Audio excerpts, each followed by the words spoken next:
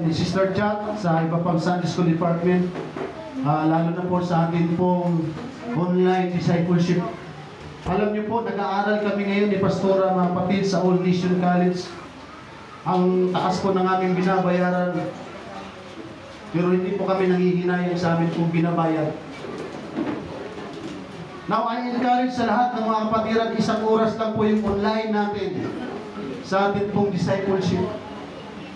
At yan po ay nakakatulong, walang sweldo yung atin pong mga faculty members, wala tayong mga sinisingil na tuition fee dyan. Kaya bigyan po natin ng pagkakataon kung lulubin na matuloy, Sister Chat. Gawa ng yung atin pong mga teacher ay wala pang sweldo yan. May mga obligasyon din po yan, nagpupuyat, nag-aaral, nagpapagod. Yun po ating napapakinggan mga kapatid sa pag-aaral sa online discipleship. Huwag po nating minusin, alam ko na yan, kabisado ko na yan. No. Kailangan pa rin nating mag-aaral mga kapatid. Amen? Amen. As long na hindi natin nabasa ang buong Bible, huwag tayong mag-isip na magaling na tayo. Hanggat di pa tayo nakakabasa ng iba't ibang translation about Christology, higher Christology, lower Christology, ay talagang ang mangyayari sa atin ay puro debate.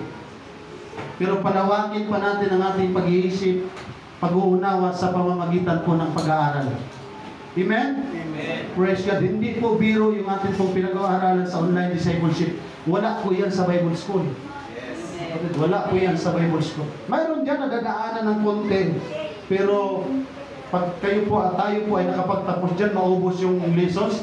Sabi nga ni Sister Chat, gaano sila karami sa Hong Kong? More or less, nasa 1,000 sila because of the Word of God. Amen?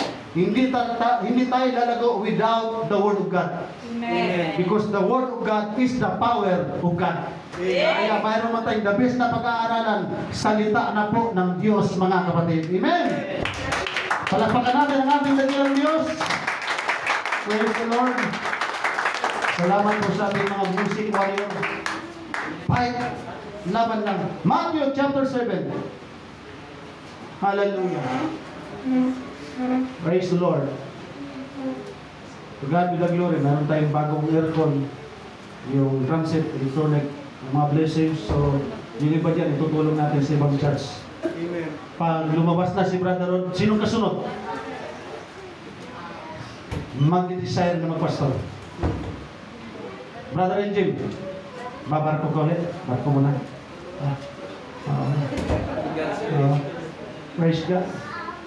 Sa medyo nahihirapan sa trabaho, mga kapatid, lapit lang kayo kay Brother Jojo. Pasensya na, Brother Jojo, promote ko na. May ilalabas na mga sasakyan yan. Sino yung gustong mag-grab, lapit lang po kayo sa kanya. Hawak nyo na yung oras, lagi pa tayo sa gawain ng ating pong Panginoon. Amen. Yan yung shower of blessings ng Panginoon. Pagpapalain na talaga ng Diyos, hindi mapipigilan yung mga kapatid ng kaway. Pagpapalain talaga tayo ng Panginoon. Amen. Amen. Matthew chapter 7. Sino po pumunta rito para pagpapalain ng Diyos? Amen! Lahat tayo mga kapatid. At I believe pagpapalain tayo ng Diyos. Amen. According to His Word. Matthew chapter 7 verse 7, magsihingi kayo. Amen. At kayo'y bibigyan. Amen. Si Jesus Christ po ang nasalita dyan mga kapatid. Magsihanap kayo at kayo'y mga kasusumpong. Amen. Magsitugtog kayo at kayo'y bubuksan. Sapagkat ang bawat humihingi ay tumatanggap. At ang humahanap ay nakasusumpong at ang tumutugtog ay binubuksan. O anong tao sa inyo ang kung siya hinga ng tinapay ng kaniyang anak ay bato ang ibibigay? O kung hingan siya ng isda ay bibigyan niya ng ahas? Kung kayo nga bagaman masasama ay marurunong mga bigay ng mabubuting kaloob sa inyong mga anak, gaano pa kaya ang inyong Ama na nasa langit na magbibigay ng mabubuting bagay sa naghihingi sa Kanya? Now I challenge brethren to all of us, kung may pinagpapala na, may pagpapalain na. At I believe with the power of the Lord, kung hawakan natin ang talatang ito, dahil Diyos mismo ang nagsasalita, kung tayo magsisingi, siya po ay saganang magbibigay. Amen. Palakpakan natin siya. Yung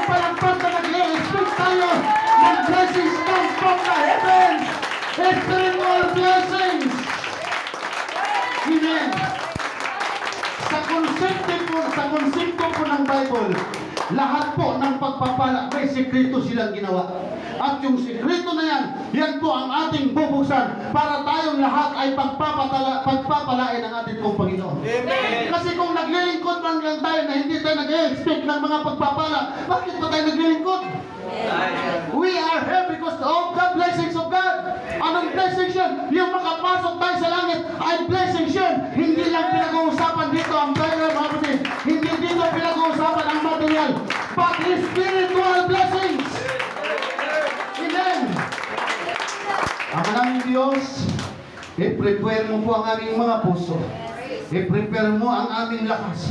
Nag-e-expect kami ng spiritual blessings, hindi lamang material, Panginoon, pero yung blessings na kung saan lalakas ang aming kaluluwa, lalakas ang aming espiritu, magiging buhay ang aming paglilingkod, magiging buhay ang aming pananampalataya, Panginoon. Huwag niyo pong sayangin, O Diyos, ang oras na kung saan kami ay makikinig ng iyong salita. Huwag niyo pong hayaan, Panginoon, na masayang yung mga spiritual blessings. Huwag niyo pong hayaan na kami po ay magkaroon ng pag-iisip na nasa labas pa. Bigyan niyo po kami ng konsentrasyon ng aming puso ay mabubusog ng iyong mga salita, O God, para sa amin pong pag-uwi ay mayroon pong kalakasan ng bawat isa sa amin.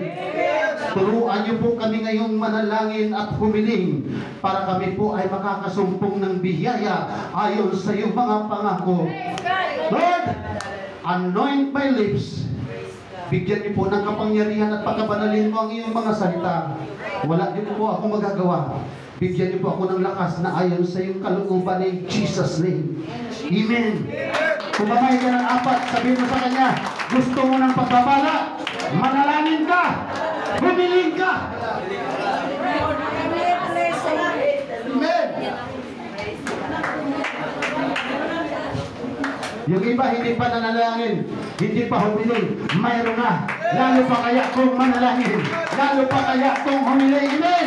Habang pumapalapag, Lord, ini-expect ko na yung prayer niya ngayon may katutunan. Please, isipin po. Tinanong po ng ating Panginoong Isus, nang habang siya po'y nangangaral, yung mga tao pong nakikinig sa Kanya, ay sinabihan niya, kung ang inyo bang mga anak ay maghihingi sa inyo ng pagkain, ay bibigyan niyo ba ng bato? O bibigyan niyo ba sila ng ahas kung sila ay magsisihingi ng tinapay at isda? Ito po isang napakagandang tanong na yung tanong na ito ay naiintindihan po ng mga tao na nakikinig sa Kanya. Na ang ibig sabihin, kung tayo pala ay naghihingi sa Diyos ng buong pagtitiwala sa ating mga hinihingi, ng anumang klaseng bagay na ating gugustuhin, ito'y ibibigay depende sa kalooban ng Diyos. Bakit? Walang magulang na magbibigay ng lason sa kanyang anak. Walang magulang na magbibigay ng pagkain na ikakasira sa kanyang anak. Nasabi niya, kahit tayo masasama, mabuting pagkain ang ating binibigay. Nang sabi niya, yung Diyos pa kaya natin, yung ating Ama sa langit, na kung tayo magsusingi sa Kanya, yun ba kayang bagay na ibibigay niya sa atin nakakasira? Ang sabi niya, mabubuting bagay ang ibibigay ng Diyos. Amen. So pinagtibay ng talatang ito, mga kapatid, na kapag tayo humiling sa ating Panginoon, umasa tayo, mag-expect tayo, mabuti ang ating tatanggapin. Hindi kakasama ng ating pananampalataya, hindi kakasama ng ating paglilingkod, makakabuti sa atin. Anong ibig pong sabihin? Ngayon sa araw na ito, lumapit tayo sa Diyos, manalangin at humingi ng mga bagay na ayon sa kalooban ng ating pong Panginoon. Marahil may prayer tayo na hindi binibigay ng Diyos dahil hindi iyon ang kalooban ng Panginoon sa atin. Pero kung makuha natin yung sekreto ng prayer na kalooban ng Diyos ang siyang masunod sa atin, I believe, Brother Jess, walang uuwi na malungkot, walang kamang pera, pag spiritual blessing ang ibibigay, yung spirit, yung kalakasan, yung Holy Ghost, yung mapuspos tayo, yung malibay tayo, mga kapatid, mabuting bagay yan. At yan ang gusto palaging inubuhos ng Panginoon sa kanyang iglesia. Amen. Masigasig po tayong manalangin dahil umaasa po tayo sa Diyos. Kaya huwag tayong pumunta sa church na hindi tayo nagpipray. Huwag tayong pumunta sa church na hindi tayo nananalangin, hindi tayo humihingi. Dahil yun ang hinahanap ng Diyos. Ang may kumakato, ang may humihingi, ang may humahanap. Amen. At hindi sinabi ng Diyos, pag nakahingi ka na, tama na. Sabi na kanyang mga alagad, pag humingi kayo, hindi sinabi ng Panginoon, tumigil na kayo. Pag hindi binigay, tumigil na kayo. Ano sabi ng Panginoon? Lagi tayong manghingi sa atin pong dakilang Diyos. Ibig sabihin, nangangahulugan na maglaan tayo ng oras. Amen? Kaya yung nananalangin ng 1 minuto, kalahating minuto, hindi ko alam kung ano hinihingi ninyo sa Panginoon. Yung minsan kalahating minuto na nga lang, hindi pa matapos. Ano kaya yung hinihingi, mga kapatid? Pero yung mahaba manalangin, kasi hindi naman sinabi ng Panginoon na nag-limit siya eh. Basta nagsabi ng Bible, humingi. Yes, amen. Hindi sinabi ng Panginoon, pag may blessings ka na, tama na. As long na humihingi ka, patuloy na ibababa ang biyaya ng Diyos. Kaya kung gusto natin ang maraming blessings, damihan din natin ang ating panalangin. Damihan din natin ang ating mga prayer. Praise God. Eh, sabi ng Panginoong Diyos, number 1 illustration na ginamit ng ating pong Panginoon, yung babae sa Lucas chapter 18. Mahirap humingi, pastor, sa taong masama. Mahihiya ka, masama eh. Di ba, brother Angel? Yung tao na yan, masama. Mahihiya ka mahingi kasi alam mo, masama na eh. Pero anong sabi ng kwentong ito? Bagamat masama at liko yung hukom na ito, yung babae siya hihingi. Every time na siya pinagtatanggihan, yung babae hindi umayaw. Amen? Sinong sumurinder? Yung nangihingi o yung hinihingian? Sumurinder yung hinihingian? Bagamat likong hukom siya, bagamat masama, surrender siya. Ang kulit naman. Marahil kaya ilang beses na niya pinagtatabuyan, ilang beses na niya pinagsasabihan, pero ang sabi ng babae ito, sa kanya ko lang talaga masusumpungan ang katugunan sa aking mga pangangailangan. Kaya ang sabi ng babae, hindi siya sumurinder hanggat hindi siya tinugon. Ako'y naniniwala, Sister Beth, pag tayo laging humingi sa ating Panginoon, by prayer, umiiyak tayo, tumutulong ang ating luha. Even walang magagawa ang Diyos, kundi ibibigay niya ang ating mga pangangailangan. Habang nakikinig tayo ng pangangaral, pwede ka lang mag-umpisang humingi, pwede ka lang umpisang manalangin, mga kapatid. Amen! Praise the Lord!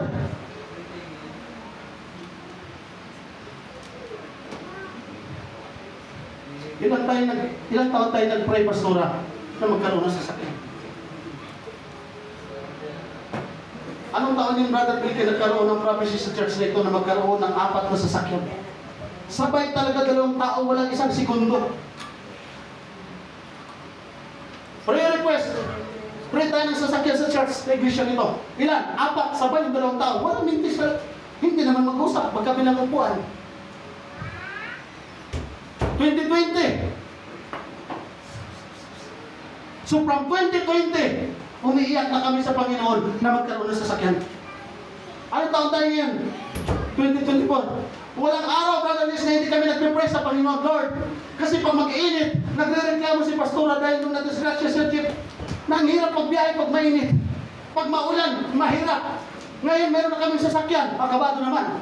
Muntik na kami babangga doon.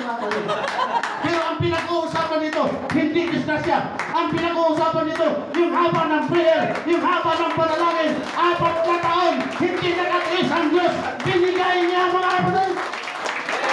Dahil hindi magbibigay ang Diyos kung wala tayong hinihingi. Kaya ang sabi ng Bible, kumato ka, humanap ka, humingi ka, at kapag humingi ka, mga kapatid, hindi tayo aayawan ng ating pong Panginoon. Huwag lamang natin siyang madaliin. Amen. Yes, amen. Amen?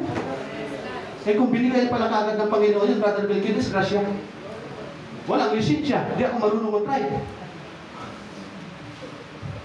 Nung nakita ng Diyos na kapag patakbo na ako from Malainit to Maragondon, binigay na. Because of prayer. Ilang taon kami na nanalangin ni Pastora J. umiiyak na magkaroon ng sariling bahay. Ang tagal. From 2014. Kailan tinugon ng Panginoon? 2024. Sabi nila, ang cute ng bahay namin para kuntit. At kung lulubin ng Panginoon, mga kapatid, bago matapos ang buwan na ito, ang taon na ito, mayroon kami corner lot na bahay dyan, malapit kay Sister Sharon. Hingi lang! Hingi lang! Walang limit mga kapatid! Dahil ang Diyos ay magbibigay ng pambili ng bahay para mapagpag-ipon tayo mga kapatid. Hindi man kaagad pinapagsak na po yun at nang nakita ng Diyos yung prayer natin, yung pag-iyak natin na hindi tayo nagsasawang humingi. Dahil sinabi niya, humingi ka lang, walang bayad. Palapagan natin ang Diyos mga kapatid. Kaya kung sino man gusto mag-isa sa Diyos, gusto magkaroon ng bahay, humingi lang libre, huwag mainit, huwag magsawa, huwag mapagod, umiyak lang palagi sa atin na kailang Diyos. Dahil wala pong founder, depende na lang kung makasalanan tayo, hindi tayo pagpapalain ng Diyos. Kahit wala tayong malaking pera sa bangko,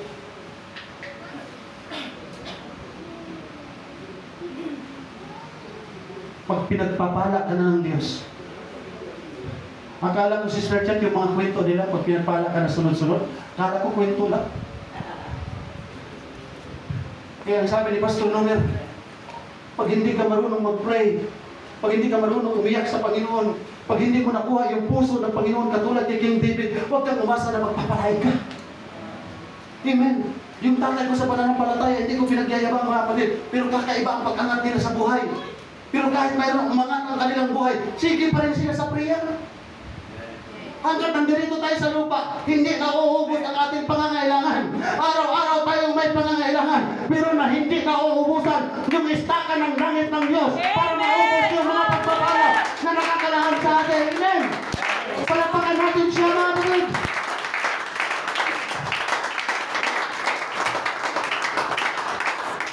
Sino pa dito naniniwala na pwede kang lumapit sa Diyos ngayon, dala ng iyong pangangailangan?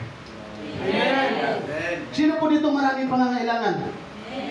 Hindi po yan pinapadala ng Panginoon doon sa CR. Kumatok tayo sa kanyang puso, sa pamamagitan ng prayer, sa pamamagitan ng pagpupuri, sa pamamagitan ng pag-iyak. Kahit sino makarinig sa'yo, umiyak ka, humingi ka sa atin po, Panginoon. Napakaganda na marinig ng ibang tao, na talagang umiyak ka, na talagang humingi ka sa atin ng ilang Diyos. Kaya napakaganda yung prayer na nakalabas yung prayer mo. Amen? Amen. Kasi diyan tayo tinuturuan ng Panginoon paano manalangin. Kasi mag-iingat ka eh. Kasi marami nakakarinig sa prayer mo. Kaya pag maritis yung prayer natin, huli tayo. Pero pag ang prayer natin, Lord, kami rin kailangan ng sasakyan. Kasi madalas nang umuulan. Kung si Brother Jojo pagpapalain ng 4 sa 4, di ba Brother Jojo? Sino dito gusto na sasakyan? Kayong tatlo dyan, ano gusto nyo? Huwag muna yung mga crush-crush. Ang ipag-pray natin sa ating dakilang Diyos, mga kapatid, na magamit tayo ng Diyos, na every time na tayo nagpe-pray, amen, lumalayo si Satanas, ang Diyos ang lumalapit sa atin, pag nakuha natin yung kalooban ng ating dakilang Diyos. Amen. Kaya sa araw na ito, sa lingkong ito, paano tayo magkaroon ng malalim at pagkaunawa sa relasyon ng Diyos para ibibigay ng Diyos ang kanyang mga pagpapala sa atin. Amen. Yung mga taong pinagaling ng Diyos sa Bible, may ginawa. Yes. Amen. Kaya sila pinagaling. Walang pinagaling diyan na walang ginawa. Yes. Amen. Kaya lahat ng pinagpala diyan ng ating Panginoon, may ginawa. Tayo ilang taon ang gumagawa sa ating pong Panginoon. Amen? Baka naiinip na ang iba dito. Baka nadidiscourage ang mga iba dito. Mga kapatid, 10 taon pa lang yan. Mayroong mga tao, 40 years, 50 years na nalangin. Umabot na 50 years yung kanilang pinag-pray. Pero hindi sila sumurinder. Anong nakuha nila? Anong natanggap nila? Natanggap nila yung pabor ng Diyos. Sabihin mo siya kapatid, huwag kang umayaw, nakaambara yung Jesus para sa mo. Amen. We claim it, Jesus. Amen. Declare mga kapatid sa araw nito. Huwag mo nang sabihin sa linggo ko na ilapit, Pastor. Sa sunod linggo ko na iingay, Pastor. Ngayon na. Kahit may kalilingan, i-declare mo na. Amen. Sa susunod na taon ngayon, may blessings. Bagong bahay, may bagong sasakyan. Pastor, wala kaming pagpili.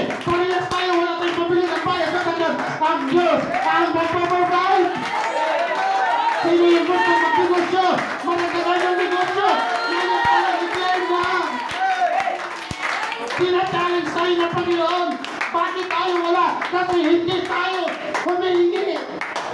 Right. Amen. Hallelujah. Challenge ng Panginoon yan, mga kapatid. Simpleng talata kung basahin, pero there is a challenge. Right. Sabi ng Panginoon, ang ibibigay niya sa atin ay lubos na nagpapasaya sa atin. Ang mundo ang ibibigay, tapaw-tapaw na kaligayahan. Pag ang Diyos ang magbibigay, mag-enjoy ka namin. Amen. Amen. Hallelujah. Eh, Pastor,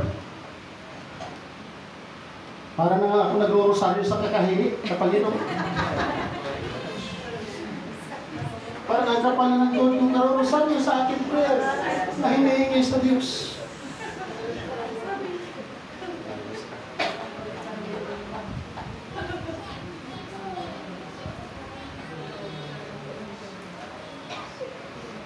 Ano sabi ni Brad Degler? Ang umayaw. Hindi nagpawag yan. Yan ang kasabihan ng mundo. Ang umaayaw, hindi nagwawagi. Amen. Pero pagdating sa Panginoon, kumato ka, humingi ka, humanap ka. Huwag sa tao, sa Diyos. Kaya kapag ang Diyos, mga kapatid, ang Diyos ang maghahanap at siyang makakatulong sa ating mga panangailangan. Glory to God. Jesus, thank you, Jesus. Ang malaking church, ganyan-ganyan lang sila. Pero mabuti sila, meron sila sariling lupa. Tatayuan na lang. Kaya, hindi pa nasukat, Brother Jess, nag-donate na ako ng 10 sagong simento. Oh, nakasulat, 10 sagong simento sa search up. Amen. Totoo yun, wala tayong mga pira madala sa langit, wala tayong kayamanan madala sa langit. Anong gagamitin sa pira natin pag namatay tayo? Ipamana, iiwan natin sa mga susunod natin. Mayroon silang magamit para tuloy sa makapaglingkod sa Panginoon. Amen. Amen. Amen. Praise God, pag malaki na yung church niyo, pastora. Oh. Praise God, baka pwede kami ron. Oh. Habang kami naman ay magpapagawa ng... Ayun, mas maganda. Yes. Ayun, darating na. I feel the presence of God. Amen. Parang hindi na tatali ang Panginoon. Parang gusto na niya, ibuburas ang kanyang pagpapala. Praise Jesus. Sino po dito mga kapatid ang nakakakita ng isang bagay na masasabi natin imposibleng magawa? Amen. Amen. Yung aeroplano, pag nag-isip tayo, brother, ang di ba imposible? Imposible maisip ng tao yung napakabigat na bagay na yan, makalipad. Tapos pagdating sa Sister Church, pag tumagilid, hindi natatamblin. Ano sila, ang galing yan, nag-isip yan. Yung submarino. Yung submarino, di ba ang galing nung nakaisip yan? Ang hirap na nga magpatakbo sa ibabaw ng dagat, pero yung iba gusto silalim ng dagat. Amen. O yung Iron Dome. Muntik, kapangalan mo, Brother Dome. Hati ang pagmamahal sa inyo. Kaya walang lamang sa inyo, kahit isa. Pareha sa buhay. Yung Iron Dome sa Israel, di ba nakakamangha? Hindi pa bumabagsak yung bala ng kalaban, alam na? Nakakamangha. Yung internet, nakakamangha, di ba?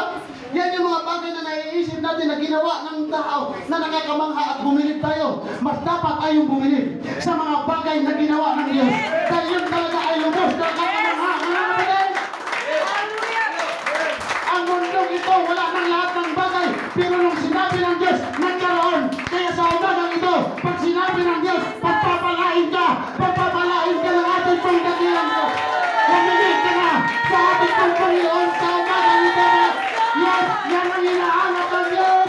Pagkamaya, kung sino ba karinig sa'yo, mayroon tayong hiningi sa ating pangdakilan Diyos. Pagkakita niya, yung ating pangpangsabayin ay tayo sa atin. Kung gusto natin pagpapalay ng spiritual blessings, humingi ka na. Huwag ka pumayan na yung katabi mo lang ang humihingi. Huwag ka pumayan na yung katabi mo lang ang nangihingi. Mahalin. Yes! Sabi ng Bible, 2 o 3, ang Diyos kasama. Ang Diyos kasama natin ngayon.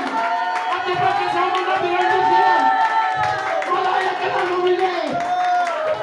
Hindi mga kapatid, hindi ko kayo papipigyan. Hindi ko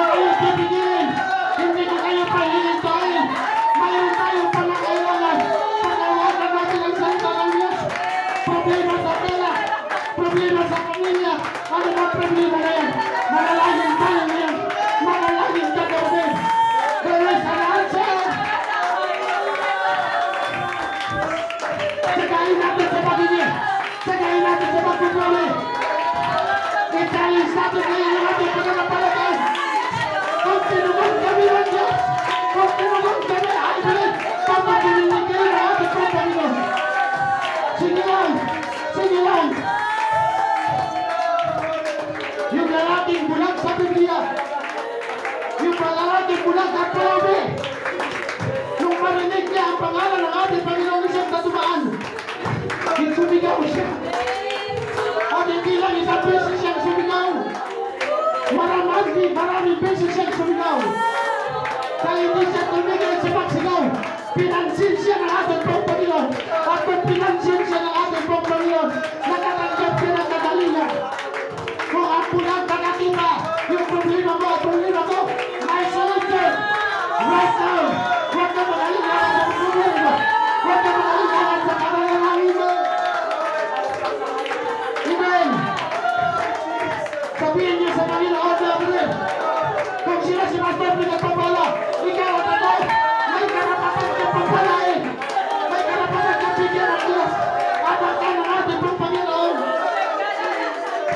Sabi ng Bible, walang ama na nagbibigay ng masama sa kanyang anak. Mabubuting bagay. Hingin natin yan sa Diyos.